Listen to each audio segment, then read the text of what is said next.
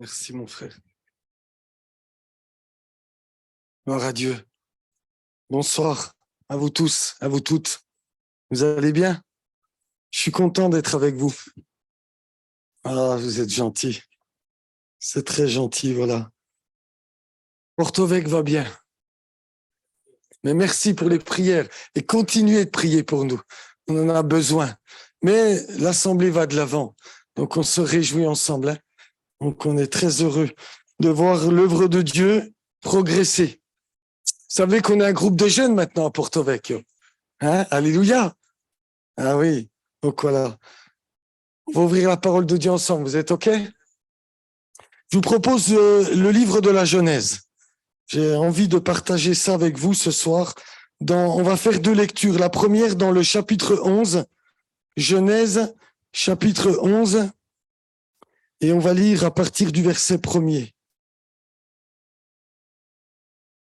Vous connaissez tous ces textes très, très bien. Je ne sais pas si ça s'affiche en même temps.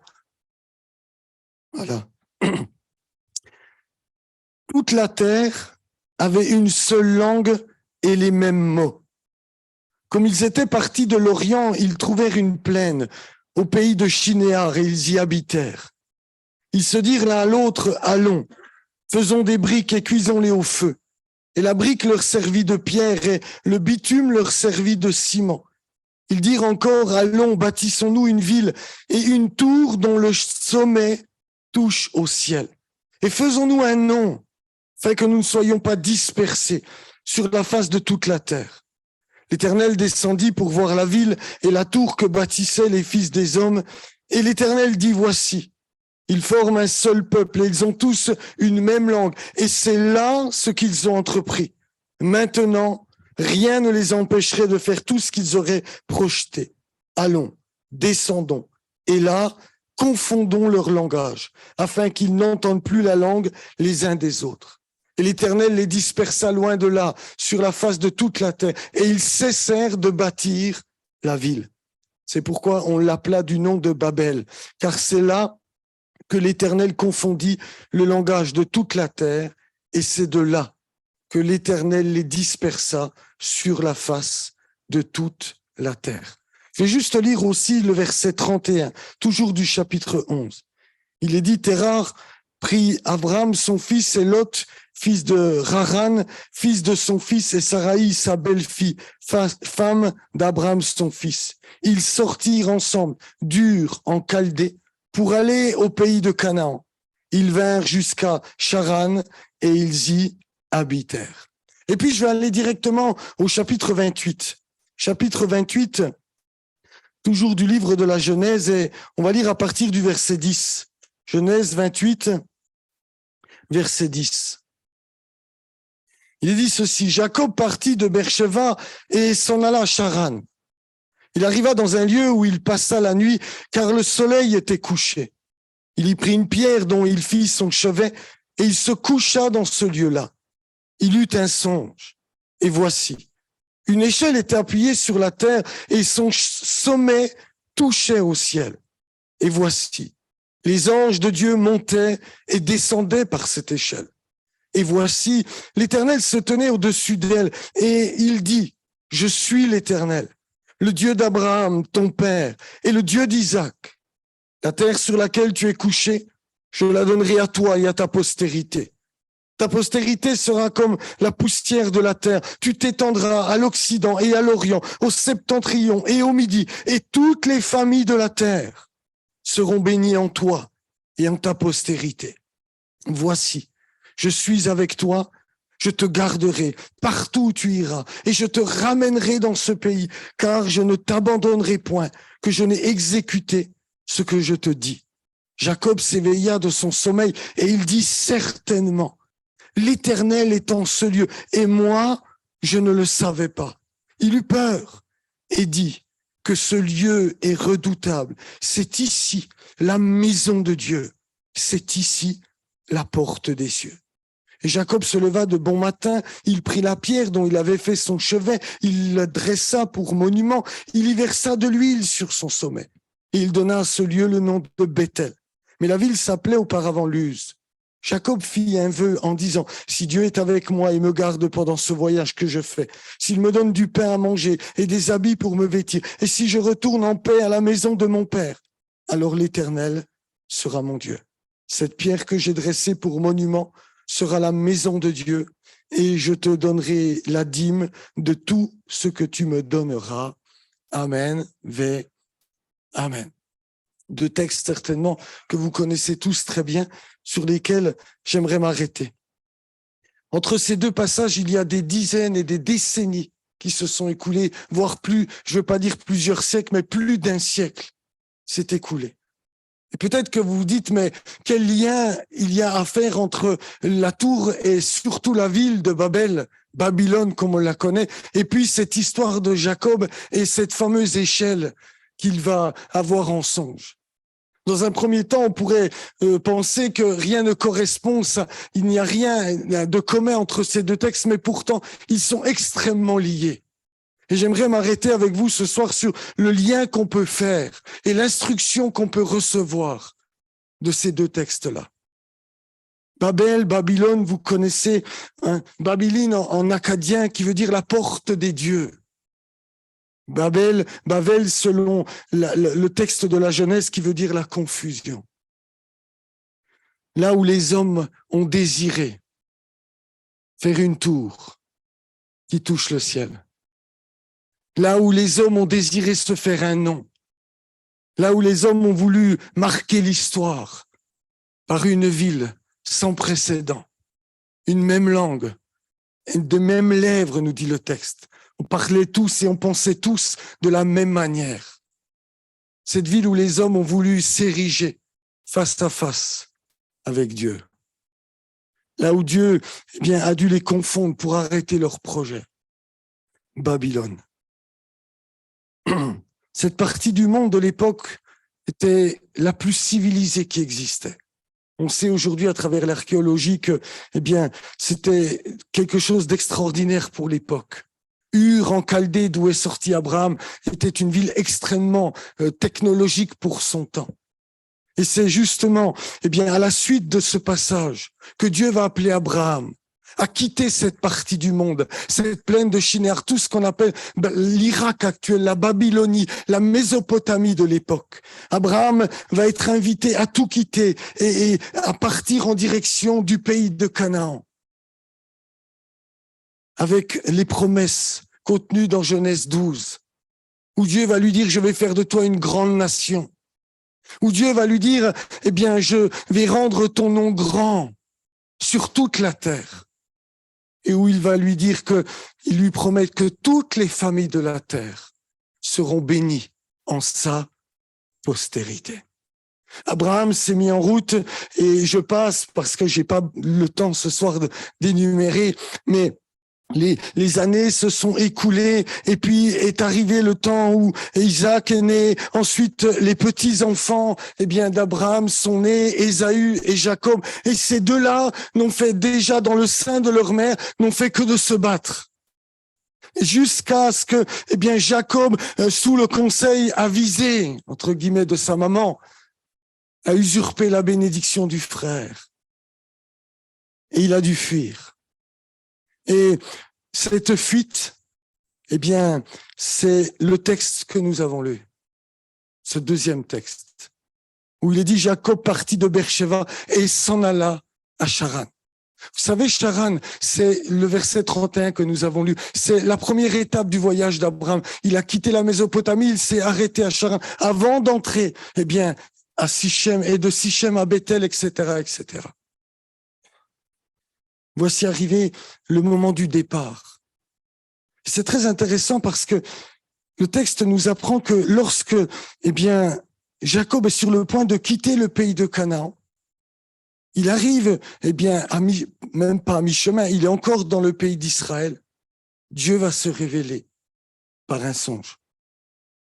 Et puis, il va voir, alors, on traduit par échelle, mais c'est pas vraiment échelle. C'est plus comme des escaliers, comme des marches. Puis il va voir ces escaliers, allez, je vais dire cette échelle pour rester dans ce que nous connaissons. Elle était appuyée sur la terre, mais son sommet touchait au ciel. Et le texte nous dit, et Dieu se tenait au-dessus de cette échelle-là. C'est très intéressant parce que on se rend compte qu'il y a un contraste entre ce que les hommes de Babylone ont voulu fonder. Ils ont voulu, faire une tour qui atteigne et qui touche le ciel. Mais le texte nous dit que jamais ils n'ont pu toucher le ciel parce que Dieu a dû y descendre. Tandis que là, il est dit que, alors qu'il arrive dans cette partie du pays d'Israël, il est en train de partir en direction de Charan. Donc c'est le croissant fertile, il va partir en Babylonie lorsqu'il est presque à la frontière. Après Bethel, c'est Sichem. Après Sichem, on quitte le pays d'Israël dans la route qui était existante à l'époque. Il est à la frontière. Et juste avant de quitter le pays, Dieu va se révéler. Il va y avoir comme un parallèle à faire entre ce que les hommes de Babylone ont voulu construire, ont voulu bâtir, ceux qui voulaient se faire un nom, ceux qui voulaient marquer l'histoire, ceux qui voulaient s'élever jusqu'à Dieu, mais qui n'ont jamais pu atteindre ce niveau-là. Dieu lui dit et lui montre à Jacob cette fameuse échelle. Cette échelle qui, elle, touche le ciel. Elle atteint jusqu'au trône de Dieu, parce que Dieu s'y tenait. Et Dieu va révéler à Jacob que, dans cette partie du monde, il y a le camp de Dieu qui s'y tient. Il est dit qu'il y avait des anges, vous avez remarqué comme le texte dit, ils montaient et descendaient. Il n'est pas dit, je ne sais pas pour vous, mais moi, logiquement, si ce qui vient du ciel, ça doit descendre. Vous êtes d'accord avec moi? Mais là, le texte nous apprend que non, ils étaient là. Ils sont présents dans ce lieu-là. Ils montent et descendent. Vous savez, Jésus reprendra la même expression quand il va s'adresser à Nathanaël. Il va le dire au chapitre 1er de l'évangile de Jean. Désormais, vous verrez les anges monter et descendre au-dessus du Fils de l'homme. C'est toute l'image biblique et symbolique de la protection de Dieu. De ce Dieu qui accompagne, de ce Dieu qui se tient avec nous, à nos côtés. Les anges sont en bas. Ils sont présents dans cette partie du monde. Ils sont des messagers, dit l'Épître aux Hébreux, au service de ceux qui doivent hériter du salut et du secours de Dieu.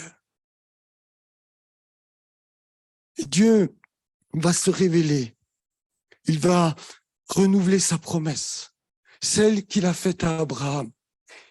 Il va lui dire que cette terre sur laquelle tu es couché, il avait pris une pierre. Il faut être fatigué, à mon avis, pour prendre des cailloux, pour faire un oreiller. Je trouve que c'est quand même particulier. Bon, ils avaient l'habitude un peu de vivre à la dure par rapport à nous, mais ça devait être particulier. Et puis, il va lui dire, cette terre sur laquelle tu es couché, je vais te la donner. Et puis, ta postérité va s'étendre au septentrion, à l'Occident, à l'Est, à l'Ouest, au Sud, au Nord. Et toutes les familles de la terre seront bénies en ta postérité. Il va lui rappeler la promesse et la renouveler, celle qu'il a faite à Abraham. Et il va rajouter, je suis avec toi. Je te garderai partout où tu iras. Je te ramènerai dans ce pays. Je ne t'abandonnerai point, que je n'ai exécuté ce que je t'ai dit. Et là, le texte nous apprend que Jacob va s'éveiller et va prendre conscience. L'Éternel est dans ce lieu. Et moi, je ne le savais pas. Et il va rajouter, c'est ici, la maison de Dieu, Beth-El. C'est ici la porte des cieux. Ça commence à devenir intéressant, n'est-ce pas? Babylone, la porte des dieux. Bethel, la maison de Dieu, la porte des cieux. C'est intéressant de voir qu'il y a ce que les hommes ont voulu construire. Il y a ce que les hommes ont voulu bâtir avec leurs pensées, leurs conceptions, leur révolte contre Dieu. Se faire un nom. En contraste, Dieu dit à Abraham, c'est moi qui vais te faire un nom. Nous, les hommes, on aime la gloriole. Hein. Vous êtes d'accord avec ça? Nous, on aime ça. Nous, on veut se faire un nom. Nous, on aime être flatté. Ça nous plaît. C'est dans la nature humaine. Mais Dieu a en horreur ces choses-là. Il résiste aux orgueilleux, mais il fait grâce aux humbles. Ils ont voulu se faire un nom. Dieu dit à Abraham, moi, comme David. À David, il lui a dit, c'est moi qui ai rendu ton nom grand sur toute la terre. C'est Dieu qui élève. Celui qui s'élève sera abaissé. Celui qui s'abaisse sera élevé. Tu veux être grand, sois le serviteur de tes frères. Qui a dit Amen? C'est bien. Dieu va montrer en vérité à Jacob que il va quitter le pays de Canaan. N'oubliez pas, il est à la frontière. Et peut-être que Jacob pourrait être séduit à Shinéar. Peut-être que les constructions, peut-être que ce qui se fait là-bas, ce qui semble être divin, ce qui en met plein la vue, va être séducteur pour Jacob. Et Dieu vient juste avant qu'il quitte le pays, il lui dit, n'oublie jamais ça, Jacob. C'est pas là-bas la porte du ciel. C'est pas vers les grandes constructions, c'est pas vers ceux qui veulent se faire un nom, c'est pas vers les moyens technologiques de l'époque que je me trouve. C'est ici, là, sur la terre d'Israël. C'est là la maison de Dieu. C'est ici que se trouve la porte du ciel. C'est ici que sont les anges. Parce que regardez avec moi, quand Jacob, après bien des années, va revenir, eh bien, en terre de Canaan, regardez, c'est au chapitre 32, Genèse au chapitre 32. Regardez ce qu'il est dit. C'est extraordinaire. Il va lui dire ceci. Il va être dit ceci. Genèse 32, verset 1er. Jacob va revenir. Vous connaissez l'histoire avec Laban. Hein, vous connaissez tous la Bible ce soir. Eh bien, il est dit ceci. Jacob poursuivit son chemin et des anges de Dieu le rencontraient. Voilà qu'il est de retour dans le pays. Et quand il rentre à la frontière du pays, les premières choses qu'il rencontre, ce sont à nouveau des anges. Comme pour lui dire, tu es de retour dans le lieu de la protection. Tu es de retour dans le lieu où la porte des cieux habite. Tu es de retour dans le pays de la promesse, dans le pays de la bénédiction, dans le pays où le nom d'Israël sera connu dans toutes les nations. Dès qu'il revient, Dieu va, eh bien, il va appeler ce nom, cette ville, ce coin du monde, Manaïm, c'est-à-dire les deux camps, Maranaïm en hébreu, les deux camps, parce que il y avait les anges qui étaient partis avec lui, et il y a les anges qui l'attendaient pour le rencontrer lorsqu'il revenait. Les deux camps des anges étaient là. C'est là, dès qu'il revient sur les frontières de ce pays-là, que Dieu, tout à nouveau, lui fait comprendre que c'est ici la porte du ciel. C'est pas ailleurs. Mais Jacob aurait pu être séduit en quittant le pays de Canaan, en arrivant en Babylonie. Il aurait pu être trompé. Et je crois que c'est pour ça que Dieu marque, comme au fer rouge, son départ. Parce que, rappelez-vous, sa fuite est née du péché. Il a trompé son père avec les habits de son frère. Et pourtant, Dieu vient et lui dit, je suis avec toi, je serai avec toi et je vais t'accompagner et je te ramènerai dans ce pays. Moi, je sais pas pour vous, mais je bénis Dieu de ce que les promesses de Dieu ne dépendent pas de ce que je fais bien ou de ce que je fais mal. Et elles dépendent de la fidélité de Dieu. Et si un jour nous entrerons dans la gloire, c'est parce que Dieu aura été fidèle à notre égard. C'est pas parce qu'on aura tout réussi, c'est parce que lui nous aura pris par la main et nous aura amenés jusque dans la félicité éternelle. Ça ne dépend pas de moi, ça ne dépend pas de vous, ça dépend de la fidélité de Dieu.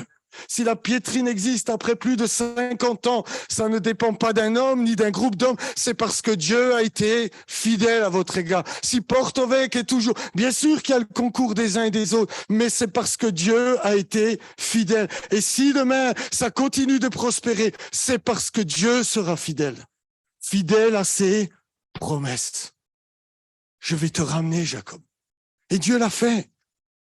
Jacob est encore, eh bien, un roublard. Vous avez remarqué, il va presque, j'ai envie de dire, je sais pas quel mot employer, mais il va encore dire, bon, écoute, malgré les promesses, si tu me ramènes, si tu me donnes du pain, si tu me protèges, alors oui, tu seras mon Dieu. Ah, Jacob, tu vas revenir en boitant, Jacob. Tu vas apprendre. Tu vas apprendre, eh bien, que c'est pas à toi de négocier. C'est le Seigneur qui est Dieu de toute la terre. Dieu va lui faire comprendre une grande leçon. C'est ici, la maison de Dieu. C'est pas à Babylone. Et je crois, j'ai jusqu'à quelle heure? Ne me tentez pas, les frères. Je vais aller droit au but. Je crois que la leçon qu'on peut retirer de tout ça, elle est de se dire, c'est pareil pour nous. Nous sommes dans une Babylone moderne, où aujourd'hui les hommes sont capables de faire de grandes choses, capables d'accomplir de grands exploits. Mais en vérité, l'Église n'est pas appelée à se confier dans notre Babylone moderne. L'Église n'est pas appelée à mettre son espérance dans ce que les hommes peuvent produire, et même de meilleur. L'Église, qu'elle soit du 1er ou du 21e siècle, elle est appelée à mettre son espérance que dans les promesses de Dieu. C'est lui qui accomplira ce qu'il a promis à l'égard de son Église. Comme je le disais à l'instant, c'est lui qui sera fidèle. Et je crois que parfois nous pourrions être tentés, et peut-être que quelqu'un au milieu de nous peut être tenté de pactiser, de faire alliance et certains compromis avec le monde. Mais c'est pas dans le monde qu'il y a la bénédiction et la protection de Dieu. Même si ça semble pour un temps bénéfique ou prospère, ça n'apportera rien d'autre que la confusion. Celui qui est fidèle, celui qui est certain, ce qui sera notre ressource pour cette année 2023, c'est uniquement le Dieu qui sera fidèle à ses promesses. Et nous qui marchons, eh bien, avec le Seigneur, nous devons en ces temps jamais ne tourner nos regards vers Babylone, même si cela est très séduisant. C'est toujours les tourner vers la parole de Dieu, vers ses promesses, vers ce que lui a dit à notre égard, parce que c'est ça qui s'accomplira. Le monde ne produira rien d'autre que la confusion, mais la parole de Dieu, elle produira un fruit éternel dans nos vies. Elle est certaine, elle est fiable. Oh Dieu, la Bible nous dit que sa renommée s'est accrue par l'accomplissement de toutes ses promesses. Vous pouvez être certain qu'elle sera là quand vous aurez besoin d'un baume sur votre cœur. Vous pourrez être certain que ces promesses s'accompliront toutes les fois où vous confierez dans la parole de Dieu. Dieu interviendra de manière souveraine, bienveillante et éternelle. Amen. Et je crois que c'est ce que Jacob devait recevoir. Il est parti uniquement, il n'avait pas la terre, il n'avait pas le pays, il est parti simplement avec les promesses de Dieu. La terre sur laquelle tu te couches, je vais te la donner à toi et à ta postérité. Et effectivement, la Bible nous dit que, eh bien, Jacob, par la grâce de Dieu, est revenu avec les richesses de Laban. Il est revenu avec la bénédiction de Dieu, avec sa protection. Il va dire, mais Dieu m'a protégé. Relisez le conflit avec Laban, il va dire, mais tu m'as trompé 10 fois, mais 10 fois, Dieu. J'ai même eu un songe, dira-t-il, pour les brebis marquetées, tachetées, vous connaissez l'histoire. Il dit, c'est Dieu qui me l'a montré. Dieu a été fidèle à sa parole. Et il le sera pour vous. Il le sera pour moi. La seule différence, c'est que, pas la différence, mais la chose la plus importante, c'est est-ce que nous continuerons à mettre notre foi dans la parole de Dieu ou est-ce qu'on va commencer à se laisser détourner par notre Babylone moderne avec ses grands résultats, avec sa grande technologie, avec ses grandes constructions, avec ses grandes connaissances, avec ceux qui veulent s'ériger comme des dieux, mais qui en vérité est une révolte et une atteinte au Dieu Tout-Puissant. Parce que ce monde est en révolte, frères et sœurs. Ce monde a décidé, eh bien, de s'opposer à Dieu. Et toutes les idéologies qui se véhiculent aujourd'hui, dès la plus tendre enfance, sont destructrices pour cette génération. Et nous n'avons pas le droit de faire alliance. Nous n'avons pas le droit de pactiser avec ces choses-là. Même si ça coûte, notre espérance, elle doit rester et demeurer dans la parole et dans les promesses de Dieu. Et nous ne devons pas chercher le secours en aucun autre et envers personne d'autre qu'en celui qui nous a tant aimés, en celui qui apporte la bénédiction. Dites-moi Amen. C'est tellement important qu'on reste fidèlement attaché aux Saintes Écritures. C'est tellement important que vous ne cherchiez pas le secours ailleurs que dans la parole de Dieu. Elle sera votre ressource pour cette année 2023. C'est tellement glorieux. Je me rappelle, allez visiter Monsieur et Madame Ferrat, pour les plus anciens, vous les connaissez. Mais quelle bénédiction de voir cet homme, cette femme qui avait gardé la parole jusqu'à leur dernier souffle et qui rayonnait dans l'attente de la gloire à venir. Mais quelle bénédiction de voir des hommes et des femmes traverser la vallée de l'ombre de la mort, accrochés aux promesses de Dieu et rayonner de joie et de paix. Quelle bénédiction de voir des hommes et des femmes s'attendre aux promesses et voir l'accomplissement de ces promesses. Combien de fois cette parole a été un baume sur notre cœur? Combien de fois elle a été notre secours? Une parole qui a réorienté nos vies. Combien de fois elle était fiable et fidèle à notre égard? Parce que c'est ici la porte du ciel. C'est en elle que Dieu se révèle. C'est par elle que Dieu continue de parler, continue d'instruire, de secourir, de consoler et de bénir. C'est ici la maison de Dieu. Amen. C'est ici la maison de Dieu. C'est à la piétrine la maison de Dieu.